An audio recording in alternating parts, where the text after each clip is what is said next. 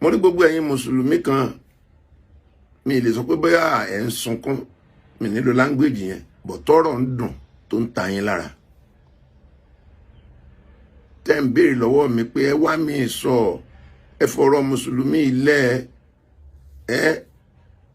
ẹ wá mi sọ ẹ mọ́ sọ̀rọ̀ mùsùlùmí mọ́ àtẹ̀yìn tẹ́ ẹ̀ tí ẹ jẹ́ wípé ìpìlẹ̀ tí ẹ̀ ń ṣe àtẹ̀ ń béèbù kí ni kan mo fi dá yín lójú lórí péjì lọ́wọ́lọ́wọ́ àwọn ò tí ì tú Quran àtú hadith lórí péjì lọ́wọ́lọ́wọ́ but à ń debunk irọ́ tí àwọn àfáà yẹn pa mẹ́sìn wa à ń debunk irọ́ tí àwọn àfáà yẹn pa fún àwọn èèyàn nínú ayé à ń debunk àwọn irọ́ tí wọ́n fi ẹsẹ̀ ẹ̀sìn yín múlẹ̀ tí kò sóòótọ́ ń bẹ òkòtó irọ́ yẹn là ń já tó bá sì fẹ́ gbọ́ tafsir hadith Quran Muhammad Allah àti àwọn ìtàn tó kù lọ sórí MS Baba lórí TikTok wàá lọ kẹ́kọ̀ọ́ mbẹ̀ dáadáa ṣùgbọ́n lọ́wọ́lọ́wọ́ yìí irọ́ táwọn ènìyàn yẹn pa ò là ń já lọ́wọ́lọ́wọ́ òkòtó irọ́ yẹn ló ń já lọ́wọ́ báyìí inú kó gbọ́ kó kẹ́kọ̀ọ́ mbẹ̀ kó mọ̀ wípé wọ́n ń kó ẹ sínà kó yé béèbú kó yé ṣépè inú kó sì kọ̀ǹtínú àti máa ṣépè kó máa béèbú káwọn èèyàn náà tún kó fún ẹ ká tún kó fún ẹ dáadáa wípé ọ̀ lẹ́kọ̀ọ́ ọ̀ lọ́pọlọ because over 30 years ago níbo lẹ́wà ọmọ mi ò tí tọmọ 30 ọdún lẹ́yìn tẹ́ ń sọ̀rọ̀ yìí nígbà tí Jamiu Adégúnwà àti Yusuf Adépọ̀jù tí wọ́n ti ń tarnish image àwọn ẹ̀sìn mìíràn tí wọ́n ń tọ́ Bíbélì tí wọ́n ń tọ́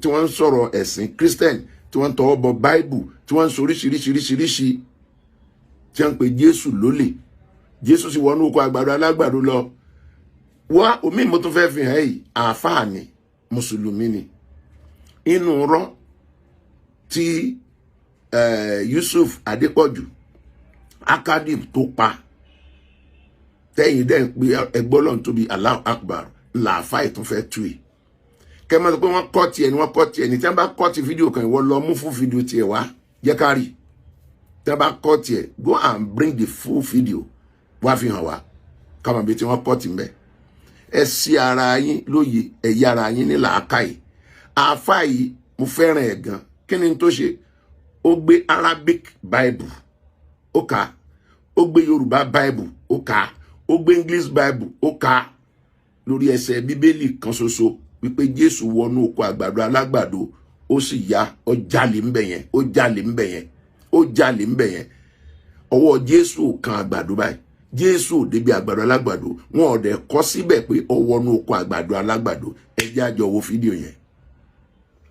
Àbòsí apá kan wa mùsùlùmí ti pọ̀ jù kó dé dá kò yẹ ká máa ṣàbòsí Ọlọ́run gan ló ń ṣàbòsí léèwọ̀ fún ẹ̀mí àrùn òun á ṣe léèwọ̀ fún gbogbo wa náà. So mo sọ̀rọ̀ nípa Malam wa Yusuf Adépọ̀jù àwọn èèyàn comment ẹlòmíín pè mí tí òye tó ń sọ so bọ ẹ jẹ́ ká gbọ́ tí Malam sọ náà kálẹ̀ ayé ṣàlàyé fún wa ẹ jẹ́ ká gbọ́. Nígbà náà ni Jésù wọnú oko àgbàdo alágbàdo. Ó jalè ńbẹ̀ yẹn wàláhì ó jalè ẹ̀yin bàbá mi ẹ̀yin ìyá mi sọ́lọ́run a máa jalè Luke chapter 6 verse 1 Jésù wọnú oko àgbàdo alágbàdo. Bíbélì tí mo mú dání bíbélì tí àwọn Kristẹni kọ sí èdè Lárúbáwá ni ó ti lé 4 years tó ti wà lọ́wọ́ mi so èmi yìí sọ̀rọ̀ ọgbọ́n orí ọ̀rọ̀ tó lákọọ́lẹ̀ ni. Malam ní ká lọ lè wo Luke chapter 6 verse 1 ẹ jẹ́ ká wá ka ti Lárúbáwá fún àwa ẹ̀yin àfáà wa náà ẹ mọ́ gbọ́ o wọ́n ní wà fi sábtì thani ba'dal awwal wọ́n ní ọjọ́ sátidé ẹlẹ́kejì yàtọ̀ sí sátidé tó ti kọ́kọ́ lọ à ń bọ̀rọ̀ bọ̀ ni àwọn ní ijtasa bainal saru'i wọ́n wá rìn lọ nínú ọgbà oko kan wọ́n rìn ṣẹ́gbọ́ wa kana talamisuhu yaktifuna sanabila àwọn ọmọ lẹ́yìn Jésù àwọn ọmọ kéwú Jésù wọ́n wá ń já ọkà adẹ̀lẹ̀ pé lágbàdo tí wọ́n pè náà ṣùgbọ́n kì í ṣe méjèèjì ó jẹ́ bẹ́ẹ̀. A lè pè lọ́kà a sì lè pè ní àgbàdo. Wọ́n wá ń jà o, ó wá ní wayakuluna wa yẹfurukuna abi aidihim. Wọ́n wá ń jẹ ṣùgbọ́n bí wọ́n ṣe ń jẹ wọ́n kọ́kọ́ ń gbo kinní yẹn mọ́ owó wọn kó lè easy fún wọn ní jíjẹ. So ẹ jẹ́ kí a lọ lè wo ẹni tó bá ní lágbára ẹ̀ lọ́wọ́. So èèyàn jẹ́ bí àkọ́kọ́ tí a fẹ́ ṣàlàyé fún wa. Alámúdẹ̀ ní Jésù jẹ́ àgbàdo. Ṣé pé Jésù ò bá wọn já kankan nu kinní yìí o. Jésù ò bá ẹ bá jẹ́ ká máa ṣàbòsí fa. Àbòsí eléyìn fa. Jésù ò já kankan o. Ẹ jẹ́ ká wá lọ sínú ẹ̀yin bàbá wa ẹ̀yin yá wa tẹ́ ẹ jẹ́ Yorùbá. Wọ́n ní ká lọ sí Lúùkù orí 6 ẹsẹ̀ 1. Ó sì ṣe ní ọjọ́ ìsinmi kejì lẹ́yìn tí èkíní, èyí ọjọ́ sátidé ẹlẹ́kejì. Jésù kọjá láàrin oko ọkà. Jésù sì kọjá ní àárín oko ọkà. Èyí oko bí tí wọ́n gbin èso yẹn sí, kì í sọ ọkà gan lè so yà mọ́. Jésù kọjá ní àárín oko ọkà. Tá bá lọ wo Greek ọ̀rọ̀ yẹn. Àwọn ọmọ ẹ̀yìn rẹ̀ sì ń ya ìpẹ́ ọkà. Àwọn ọmọ ẹ̀yìn Jésù sì ń ya ìpẹ́ ọkà. Ọ̀tọ̀ ni pé Jésù sì ń ya ìpẹ́ ọkà. Àwọn dẹ̀ ní wọ́n kọjá nínú ọkà. Jésù jí àgbàdo. So ọ̀rọ̀ yẹn wrong. Ṣé ànábì ni Malam Yusuf tí wọ́n lè mistake ni? Àwa ọ̀rọ̀ ajẹ́ díẹ̀. Ẹ̀yin kan tí wọ́n sọ pé wọ́n right, wọ́n wrong. Wọ́n ṣe àṣẹ tó pọ̀ gan. Jésù ò bá wọn já nínú kinní yẹn mọ́ gbọ́ o. Àwọn ọmọ ẹ̀yìn rẹ̀ sì ń ya ìpẹ́ ọkà. Wọ́n ń fi ọwọ́ ra jẹ. Wọ́n sì ń fi ọwọ́ ra kinní tí wọ́n ń ya yẹn. Wọ́n fi ń jẹ èso kan ní kí tó sọ kàkí ṣàgbàdo gan. Ṣàtìrí ní Bíbélì Yorùbá. Ṣé rí bá ń pé èmi ẹ ṣe kinní ìbá tí látàlẹ́ àná àmọ́ bọ́ọ̀dì mi wíkì díẹ̀. So náà tó bá kó mẹ́ ẹ jẹ́ ká tó lọ sínú ti English fún ẹ̀yin brother wa and sister wa. Ẹ jẹ́ ká lọ sínú ti English.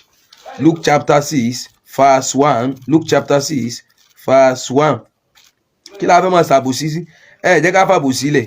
Ẹlòmíì tún kọ́ fáwọn pé àníwọ̀n mistake àti wà ń bẹ̀ kinní kan. So ṣé ẹlòmíì ṣé kí n tó lè jáde kí n tó lè sọ̀rọ̀ sọ́mọ ẹ mọ ọmọdé lẹ́lòmíì pè mí ni. Ọmọdé kọ́ ni mí náà. Tó o bá jẹ́ ọmọ 100 years èmi ti rìn ní 100 ọjọ́ mi sì ṣe déédéé ọjọ́ orí tiẹ̀ ní òkè òkè rẹ̀ sí tó lè fi tàn mí jẹ́ ní tí n bá ti sọ èmi máa ń ní lọ́wọ́ ni. So ọmọ gbọ́ wọ́n ní now ní Luke chapter 6 verse 1. Now it happened on the second Sabbath, Saturday, after the first, that he went through the grain fields, and his disciples plucked the heads of grain and ate them, rubbing them in their hands. Ẹ dákun. Ibo wa ni Jésù ti jí àgbàdo? Ibo ni Jésù ti fọwọ́ kan ewé yẹn gan? Kò sí náà. Kò sí. So kẹ́ mọ wá ṣàbòsí kẹ́ mọ ní Málàmù máa ń tán sọ rárá. Málàmù ò mọ tí wọ́n sọ mi bí wọ́n mistake gan. Kò sí Bíbélì kan tó lè tú pé Jésù já nǹkan kan. So ẹ jẹ́ ká sọ òdodo fúnra wa. Tá bá sọ òdodo fúnra wa, tá bá wá bá wọn náà wí wọ́n á mọ̀ pa àti kọ́kọ́ sọ òdodo fúnra wa. Àwa sọ̀rọ̀ ẹlòmíì tí wọ́n ń kọ́mẹ̀tì ẹlòmíì ń pè mí. Kí ló ń pè mí sí? Èmi ẹ gba owó lọ́wọ́ anybody lájọ tí mo ti ń ṣe. Àìmọye àwọn tí ń pè mí láwọ oríṣi gbogbo òlú pé àwọn fẹ́ máa assist ẹ̀sọ́ mi. Ẹ fi mí ẹ̀jẹ̀ mọ ṣe kí lè sọ. Mo rò pé ó ti rí bẹ́ẹ̀. Ìwé lépè ìwé lébú. Ìwọ tí ọpọlọ ẹ lọ sẹ́yìn. Oko tó rọ yín là ń já. A sì continue láti máa já ni. Gbogbo rọ́tẹ́ ti pa ẹ tọ́jú pamọ́. A máa hu jáde. A sì máa já. Awo tí ẹ ti wà sọ̀rọ̀ mùsùlùmí ẹgbẹ́ yín gangan. Táwọn náà ń fẹ́ àlàáfíà. Àáfàá yìí òun ló ká lára ọ̀rọ̀ dùn gan nígbà tí ms bàbá jáde tí wọ́n ń sọ bá láṣẹ rí. Ó pariwo kígbàjáde pé Olúwo ò pẹ̀lú àwọn tó kó bá wa nílànà mùsùlùmí. Ẹ̀yin ò ráwọn tí ń kó bá yín nílànà ẹ̀sìn yín, àwọn tẹ́ pè ní scholars yín tí wọ́n ń kó wàhálà bá yín, ẹ rí wọn ẹ lè pariwo lé wọn lórí. Ibi ẹ bá ti gbégbá wáàsí kalẹ̀ tó jẹ́ wáàsí òfò tí wọ́n rí Kùránì tí wọ́n rà nàbí tí wọ́n rà látú tó jẹ́ Bíbélì àti apana adébọrun ni wọ́n sọ. Ẹ̀yin ò ṣe jùkò mọ́ wọn níbẹ̀. Kẹ́ sọ fún wọn wípé yẹn kọ́lẹ̀ bá wáyà kì í ṣe Kristẹni kọ́mọ́ kó ti Bible fún yín. Ẹ máa ṣe ẹgbọ́ lọ́n tóbi. Náà tó bá wá rẹ̀ ń tó ń já òkú tó rọ yín. Ẹ máa wá sunkún, ẹ máa ṣe pé ẹ máa bèbù mélòó lè pè yín.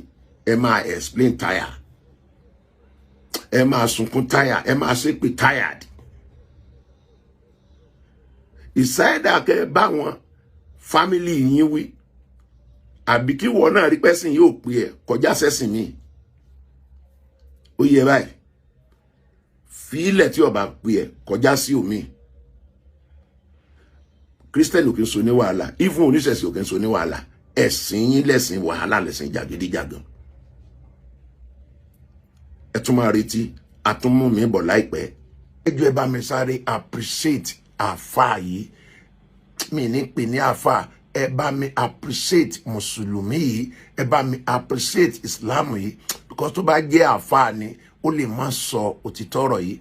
Ẹ bá mi appreciate ẹ̀, mo dẹ̀ fẹ́ kó fún mi ní comment lórí rẹ̀. Ẹ jọ̀ọ́ torí Ọlọ́run, gbogbo ènìyàn pátápátá bá mi share, bá mi wò ó, yóò dára fún yín. Challenge ilé mi ẹ tún parọ́ mi. Ṣé Islam ò lè dúró láì ṣirọ́ ni? Ẹ̀yin àfá ò lè preach normal preaching láì fi rọ́ sínú ẹ̀. Ṣé rí mo bẹ̀ ẹ̀yin àfá tí ẹ bá wá sórí social media láti wá sí wáàsí. Mo rọ̀ yín, mo bẹ̀ yín lọ́pọ̀lọpọ̀. Ibi tí ojúlàdé lé ní ìmọ̀ ti dàgbà, lákàyè sì ti gòkè gan.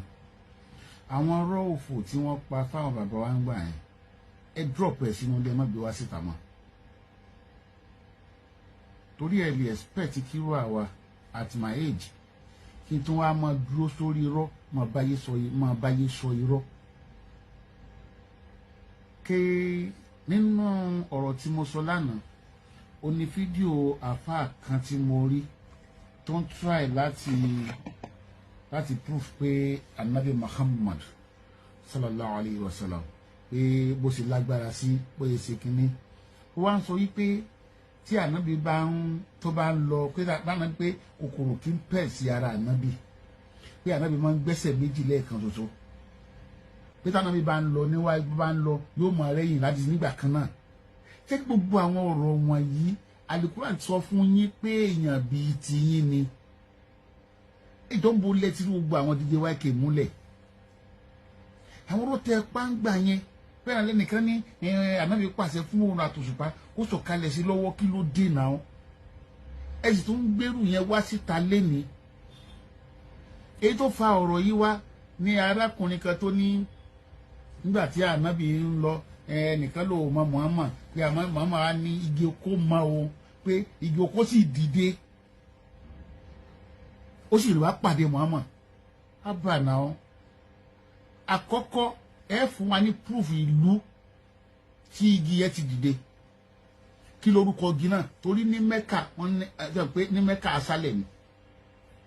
Níbo làwọn ti bẹ́ nìyẹn pàdé tí igi oko ti dìde tó ti lọ rìn pàdé ẹ̀? Ẹ̀mí wo ló gbé igi oko yẹn tó fi lè rìn pàdé Ànábì Muhammad? Kí ló dé náà? Torí yín kú ni. Ìgbà sẹ́rí, let me tell you one thing tí ẹ understand tẹ́lẹ̀ bá ẹ̀sìn jẹ́ lẹ́nìí ni pé àwọn kan máa kọ nǹkan, wọn kúrò nílùú wọn rí, wọn jáde sílùú míì, wọn wá parọ́ yẹn kalẹ̀. Èyí tẹ́ ń ka ẹ wá ya dọ́mí títí ẹ lè yọ irọ́ jáde kúrò ní òótọ́. Tábà wá sọ̀rọ̀, tábà wá try láti correct yín, ẹ wàá bọ́ ta ẹ mọ̀ ṣépè bí ẹni pé wàá tá ń bá yín sọ yín àkíyèsí mùsùlùmí bíi tiyín. O káwa náà wá mọ̀ pa irọ́. Nítorí wá dọ̀la táwọn ọmọ yín bá wá béèrè ọ̀rọ̀ lọ́wọ́ yín pé daddy, why do you say this? Kí lẹ fẹ́ máa sọ fún wọn? Have you ever prepared for today? Àwọn èèyàn ń challenge yín lẹ́ni, ẹ tún parọ́ mi. Ṣé Islam ò lè dúró láì ṣirọ́ ni? Ẹ̀yin àfá ò lè preach normal preaching láì fi rọ́ sínú ẹ̀? Ẹ prove in the whole world níbi tí igi ti ń rìn kiri. Igi ẹyọ kan náà ni máa ń rìn. Igi tí sì máa ń rìn yẹn ẹ̀ka ẹ̀ pọ̀, kì í sì pé máa ń rìn báyìí.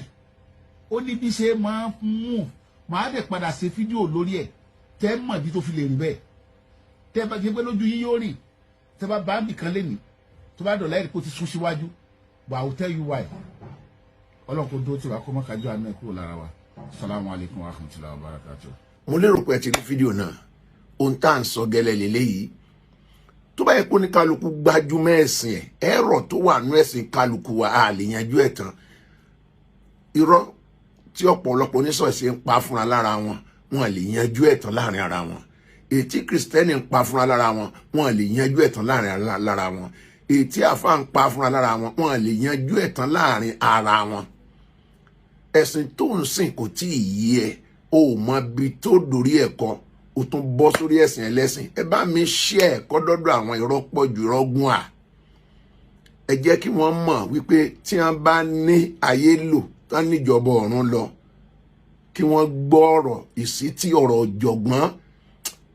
Yóò dáa fún ọ̀gbẹ́ni. Wàráyé sí òní pàdánù ìjọba Ọlọ́run, nkẹ́ òní bàjẹ́. Àwọn eléyìí wọn ní fòtítọ́ pamọ́ kí wọ́n á máa ṣe èké. Sẹ́mọ̀ pọ́pọ̀lọpọ̀ ló tún máa fèsì ogun pẹ̀lú ẹni, ó máa gbógun tì, wọ́n máa bá fa wàhálà. Kéèyàn sọ pé igi dìde ọlọ́pàdé ànábì lọ́nà, oríṣiríṣi àwọn múlẹ̀, oríṣiríṣi àwọn irọ́ ńlá, àwọn tẹ́sí wa mélòó tó máa pariwo Allahu Akbar, Allahu Akbar. Ọlọ́run, ṣé wọn à lè fẹ́yìn náà lọ́pọlọ láti ròní? Wọ́n ní ṣé ẹ lè yọ irọ́ kúrò ní òtítọ́ ni. Ẹ wo, mo praise ẹni yìí, mo dẹ̀ praise wisdom ẹ̀. Yóò dára fún wa, ọkàn wa yóò balẹ̀. Títà tún fi pàdé, ẹ wà lálàáfíà. Gbogbo ẹ̀yin ẹbí elépè, ẹ wo bóyá kẹ́ tún máa ṣépè ni, tàbí kẹ́ ṣàdúrà, tàbí kẹ́ kọ́gbọ́n níbẹ̀. Ẹ̀yin tí làákà ẹ̀yin tí kò fún yín ní oh my God, tí nọ́mbà 6 yín tó ti daṣẹ́ sílẹ̀, ẹ gbọ́ ọ̀rọ̀ lẹ́nu ọ̀jọ̀gbọ́n. Á dára fún wa o, á pàdé ayọ̀. Jésù Olúwa wa.